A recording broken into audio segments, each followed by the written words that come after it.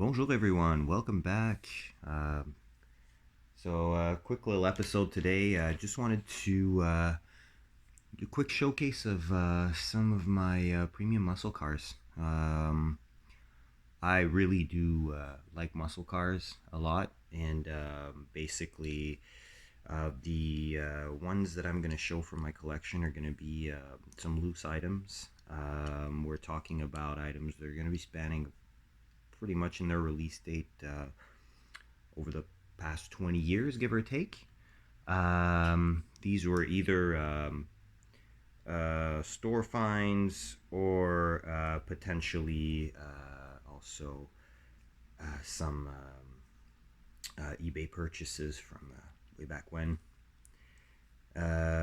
So basically I've got a nice variety of different vehicles to show you. Obviously muscle cars, so they're all going to be American or domestic, however you'd like to call them. They're going to be from a few different diecast brands, basically. We'll start off right away with an older Greenlight. So this is a 2006 release. And here it is right here. So we're talking about an Oldsmobile 442, a little bit of a custom car, custom paint job, custom wheels and whatnot. So very nice little vehicle. Now obviously Greenlight in this case was at their beginnings pretty much. And this to me looks pretty close to being 1/64 scale. So as you can see here, we've got some nice engine details through the opening hood. Nicely detailed interior as well. Love the wheels. Rubber tires, metal base and body. Here's your base. So 2006 license. I really like this car. Front end looks great. There we go. Once it's focused, at least it looks fantastic with the 442 badging. No inserted details here, but there you go. License plate with the My 442 in the back.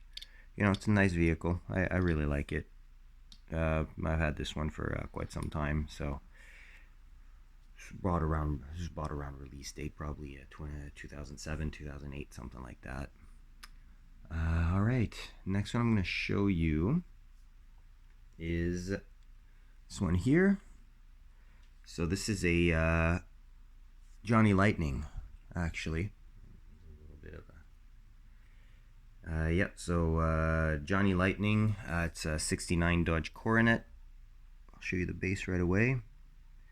So classic Johnny Lightning, basically a little bit smaller in scale. These B bodies were quite big, actually. There we go. Nice detailing, very period. These are the wheels that I really love. So dog dish caps with the color-coded steel wheels, and you know, the white line tires definitely are not a bad thing either. Again, we've got an opening hood on this one. There's that engine detail. And yeah, so very nicely detailed. You got little repetitors on the sides. Good amount of detail inside. I'm not the biggest fan of convertibles, but I mean, I can appreciate this specific one, and I love the body style. Nicely detailed rear, nicely detailed. Love the vents on the hood. Really cool.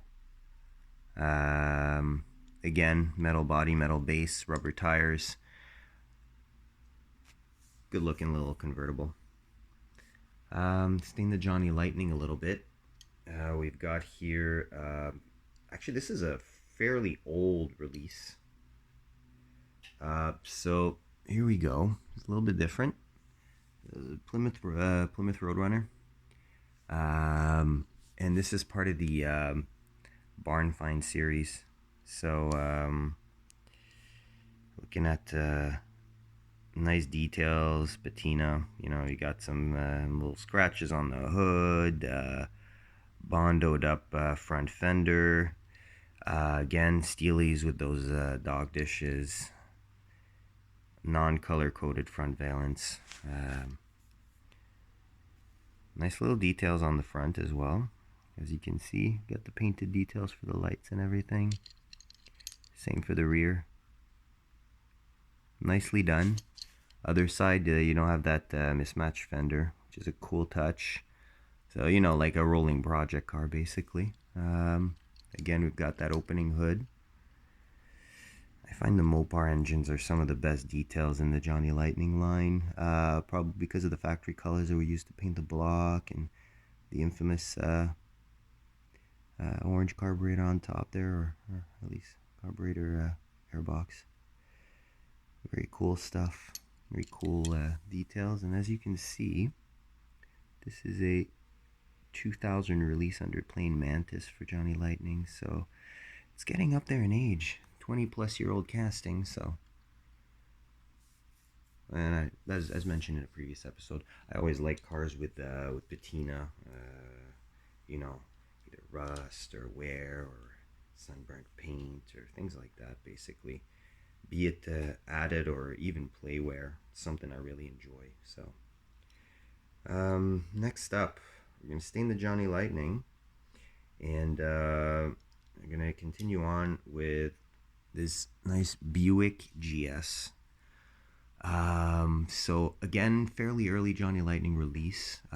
This one is definitely wheel-wise a little bit different, as we're talking about some generic Johnny Lightning wheels. So the 8 dot, kind of like steel mags or aluminum mags. Plastic tires on this one. Still got that metal base, metal body. Here's your base. So there's no playing mantis on this one. And as you can see, there's no, I believe, casting year on this one. Nope, no casting year on this one. So it is a little bit newer, but based on the wheels and the ones that other Johnny Lightnings that I know that have these same wheels, it's probably somewhere between 2008-9 and maybe 2012-13, something like that, as best as I can guesstimate. It's a really cool body style that I like. One of my favorite GM body styles. Again, nice engine detail. 455 big block V8. Great details on the rear. Really like these details. A little bit out of focus, but yeah, you get the gist of it. Looks great inside as well. You can get a little peek of that. There you go. Nice black interior, vinyl roof. First of a couple that I'm going to show you with vinyl roofs, which is definitely something I like. All right, let's see. I think I'll show you next. I'll actually show you another Johnny Lightning, and we'll stay with the same car manufacturer, Buick. Now, this is one of my all-time favorite cars in real life, and I have multiple different castings of this in varied scales as well that you'll get to see in future videos. So here we go, nice G-body. So this is a Buick Regal T-Type Turbo, not to be confused with the Grand National, and it's all blacked out treatment. This is more of a sleeper version of the same vehicle. All right, so let's check it up a little bit more up close. I'm trying to get the hood open here for you so you can get a peek of that Turbo 3800 V6. And this is a detail that I really love. There's your engine. And there you go, turbo painted. This is the turbo placement on GNs, GNX, and Turbo T-types. Turbo sitting right behind the radiator towards the passenger side. Yeah, so this was a fast car back in its day. And I mean, the GNX remained the fastest accelerating car for a little bit after it was launched launched and taken off the market in 1987. So you see the T-type badging there, as opposed to the Grand National badging. Kind of hard to see. There you go, T-type turbo. I mean, these G bodies, they bring me back. I had one of these old Buicks way back when. Definite beater, definite shed, but I still had fun with it. First V8 car. So there you go. Front end, very well detailed. Again, metal body, metal base, like all these so far. And but this one also has plastic wheels, and we're talking about generic wheels and not correct wheels, which honestly I like. It gives it a little customization touch and whatnot there. So very cool casting, very cool car overall. All right, let's move on to.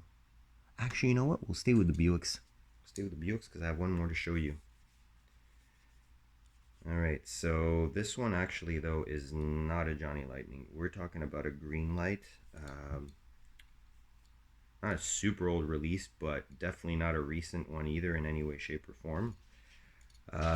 So this one is one of my favorite muscle cars that I actually have as a casting. So I got a nice big body Buick Gs400. This is 1968, and release date for this casting is 2008, and I did buy this in store at a Walmart actually. Oh, sorry, my camera's trying to focus on the little code here, so I'll just hide that for you. There we go. Rubber tires on this one, correct rims, no opening features. This was one of the first Greenlights that actually purchased off the pegs and not online. The Greenlights were not that prevalent in those years, in the late 2000s when I purchased this. But I mean, I saw this on the pegs and I had to have it. First and foremost, love the body style. Great proportions. That line in the half-hidden wheels in the back, that character line on the side, drooping towards the rear wheel arch is really cool. Rear end, classy and sporty all at once, which is something I really like. The luxury sport coupes I always found pretty fascinating. It seems on the get-go kind of hard to combine both, but somehow or another Americans just did this very well in the late 60s, early 70s. So yeah, and I love the color too. Drab olive green, it's very representative of the times. There we go. That's much better. Yeah, so really, really nice car. I do like it a lot. One of my prized vehicles, I'd say, in my collection. How about we stay in the same color scheme, but we change up the brands, the car manufacturer brands, to something that was a direct competitor within the same auto manufacturer. Why not? All right, so again, this is going to be actually no, this is a different brand actually of diecast, but yeah, here we go, right there. 1970 Pontiac Gto, the Judge. Epic car. This is actually M2 Machines. Now, M2 Machines obviously means that I'm going to get some opening features, as you can see here. So opening doors with the matching interior, which is awesome. Awesome. And you got that big block. I believe it was a 400 cubic inch engine in those years, if I'm not mistaken. I could be wrong. So big difference also if you compare M2 is the fact that as you can see, tail lights are actually lensed as opposed to painted. Front lights obviously are hideaways, so you're not going to see any of those. They're in the closed position. Again, the color works. I mean, we're used to seeing the Judge in like an orange or a yellow or something like that, but I don't know why the green there kind of fits. Unfortunately, as you can see, tire slightly off the rim, and it's been like that so long that I'm not sure I'm gonna be able to get it to sit exactly right anymore, as it could very well be deformed over time. Just trying to fix it here real time just to see if I can get it back, but I won't waste too much time there. Too bad, because they're nice red line tires, you know. The wheels, accurate wheels. M2 does a fantastic job on this, so love all the little details, the livery, the Judge badge everywhere, even on that rear spoiler. I mean, it's a very nicely detailed vehicle. We'll put that right next to its green brother. Can you continue on with yeah, GTOs. Everybody loves GTOs. It was kind of sad when they announced Pontiac was leaving, but at the time where it was killed off, I mean, the only thing that they were actually making, at least here in Canada, maybe it's different for you guys elsewhere in the world where Pontiac was offered, but the only vehicle that they actually had after they discontinued the rebadged Holden Commodore, the G8, was a rebadged Toyota Matrix as the Pontiac Vibe. Not necessarily a vehicle I'm going to miss hugely. Did like the first generation GT with the Lotus developed 1.8 liter 2ZZ 4-cylinder with the 6-speed manual only option. Really cool for a little crossover, but yeah. So I digress. Let's get back to checking out these nice muscle cars. Here we go. Epic color, epic body style. Nice drop top. One of my favorite drop tops, actually, that I have in my collection. Pontiac Gto in purple. Got a little stain here. Sorry about that. White interior. Very cool. Really nice details. License plate. Painted lights. Red line tires. Accurate wheels. 67, I believe this one, or 66. 67 GTO. And here's your base. Greenlight, as you can see. 2007 release. I believe, nope, actually, earlier, 2005. Again, at the beginning of Greenlights. Rubber tires, of course. Metal on metal. All these cars metal on metal, actually. I don't think I'll keep repeating it because they are all metal on metal. So, all right. But yeah, Pontiac GTO. Do prefer the hardtop, but hey, very cool. Also, as a ragtop, especially in this color combo with this type of package. Talking about wheels and the red lines and the little details there. It's very, very nice. Alright, so this one, I'm gonna go Mopar. This Dodge Challenger Hemi, olive green. Really, really, really nice little vehicle. BF Goodrich tires. Correct wheels. Oh my gosh, this thing is, yeah. Just need to get a little. How about this? These have been displayed for years and years and years, right? So obviously, good cleanup is always good to do. I recommend doing it before a video, but hey, off the cuff. All right, so there we go. Look at that nice one, huh? Very nice one. I really, really like this car. A lot of people that see my collection, this always ends up being one of their favorites. I got the vinyl roof again. I like green cars. And there's your 426 cubic inch Hemi. shaker hood. A little red line on the front grille.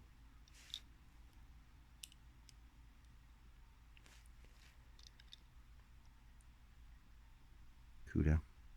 This is a Cuda. It's not a Challenger. I apologize about this. This is not a Challenger. It is a Cuda. It's a Hemi Cuda. And this, I believe, was part of the Mecum Auction series. The first release of the Mecum Auction series. I think it's Mecum. Could be the other one there. But here's your base. Again, early Greenlight. Cool vehicle. I really like it. It's very period correct, factory correct. If we're talking about how it's detailed out and everything, I really like it. And I'm gonna end off this showcase with one last vehicle.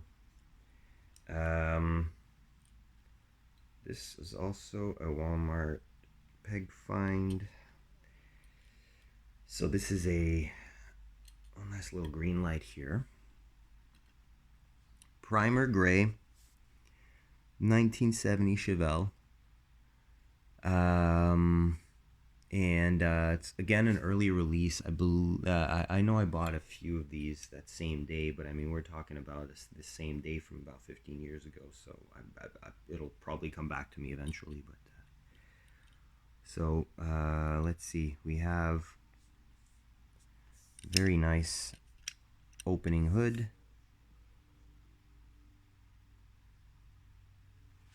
Front license plate, Cali license plate. Got some black wall tires with the looks to be Kragers or maybe torque thrust, but they look more like Kragers to me at least. Rear details.